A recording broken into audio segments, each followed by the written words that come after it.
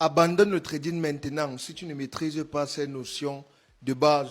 Le premier, c'est le break-even veut dire de changer son stop loss au prix d'entrée une fois que la position est déjà en profit.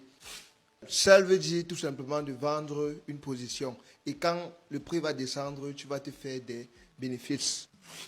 Buy, c'est tout simplement le contraire de sell. Ça veut dire d'acheter une position et quand le prix va monter, tu vas te faire des bénéfices. SL, ça veut dire stop loss et c'est ta limite de perte quand tu places une position.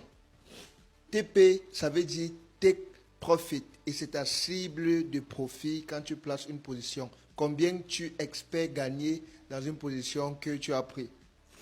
Le PIP, c'est la plus petite unité de mouvement d'une devise. Le lot, c'est la taille de ta position.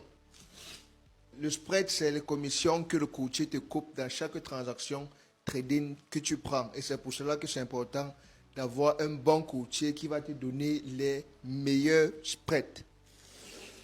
Scale in, ça veut dire ajouter une autre position sur une position qui est déjà en profit. Scale out, ça veut dire de réduire ton lot sur une position qui est en perte. Full margin, ça veut dire entrer dans une position avec toute sa marge. Stop out, ça veut dire que tu as placé une position et ton compte a complètement été cramé et le courtier a été obligé de fermer la position automatiquement pour toi.